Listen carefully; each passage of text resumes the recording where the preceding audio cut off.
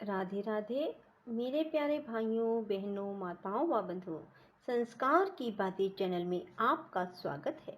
बंधुओं, आज वैशाख शुक्ल पक्ष की एकम तिथि को मैं आपको सुनाने जा रही हूँ वैशाख महात्म के 16वें अध्याय को। बंधुओं, जिसे आप प्रेम पूर्वक सच्चे दिल से एकाग्र मन होकर सुनना और सुनते समय जय श्री कृष्ण या फिर ओम नमो नारायणाय जो भी आप उचित समझें, भगवान को स्मरण करते रहना। बंधुओं, यदि आप इस प्रकार कथा को श्रवण करेंगे तो आपको कोटि गुना पुण्य की प्राप्ति होगी।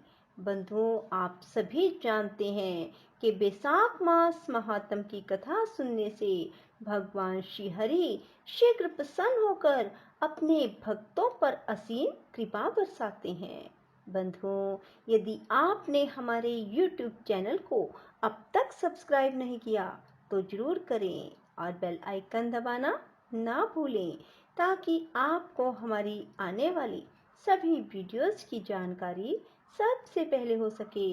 बोलो विष्णु भगवान की जय, शिव शंकर भोलेनाथ की जय। यम कहने लगा, ब्रह्मन मेरा सर्वनाश हो गया।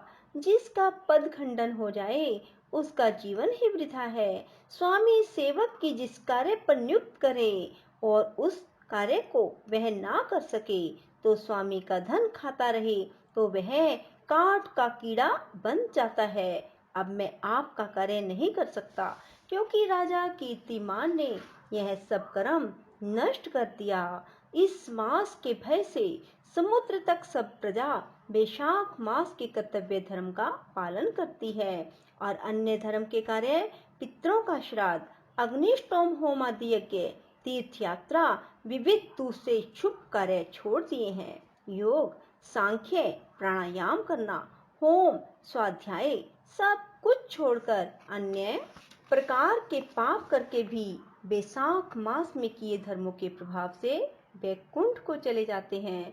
जो कोई शुभ कर्म करता है वही इसका शुभ फल भोगता है, परंतु वैशाख धर्म से उनके सिवाय तीनों कुलों की अर्थात 26 पीढ़ी का वैकुंठ वास हो जाता है।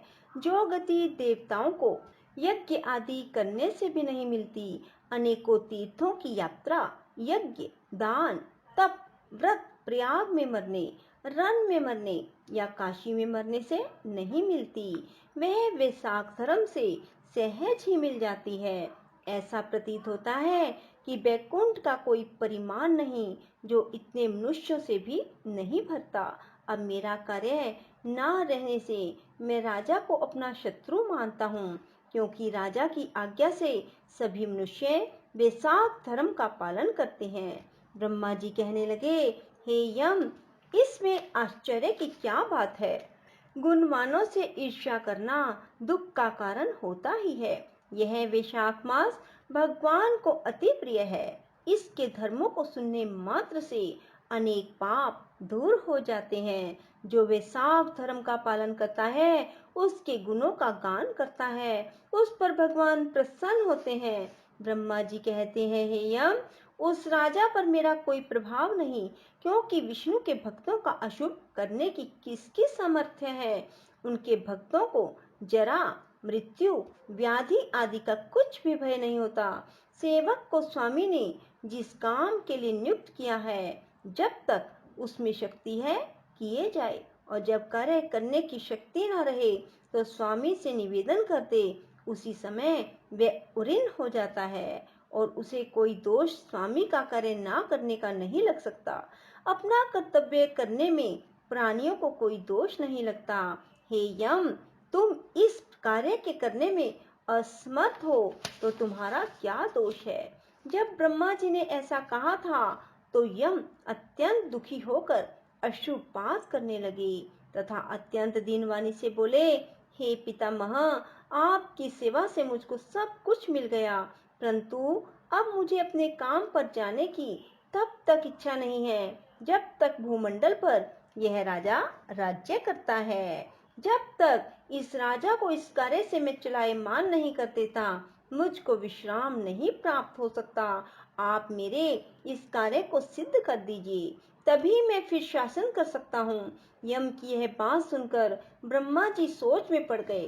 थोड़ी देर विचार करके ब्रह्मा जी यम को समझाते हुए बोले, हे यम, इस वैष्णव धर्म में परायण राजा का निग्रह तू नहीं मानता तो चल विष्णु भगवान के पास चलते हैं। जैसी वह आज्ञा करेंगे वैसा ही किया जाएगा।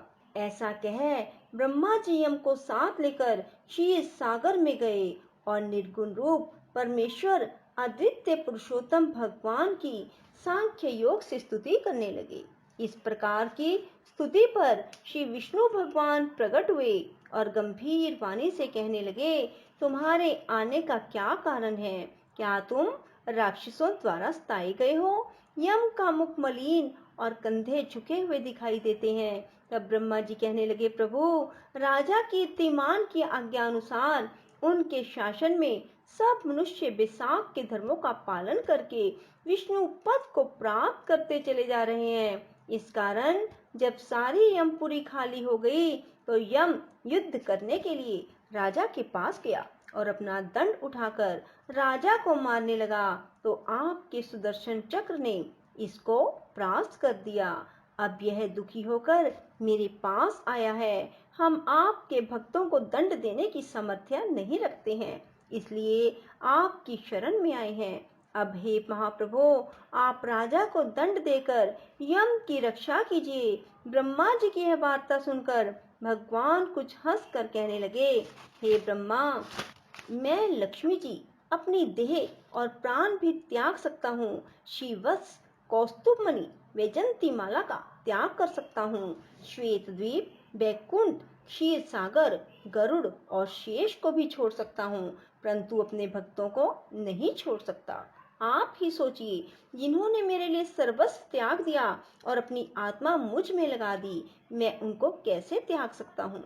फिर भी हे यम, मैं तेरे दुख को दूर करने का उपाय बतलाता हूँ।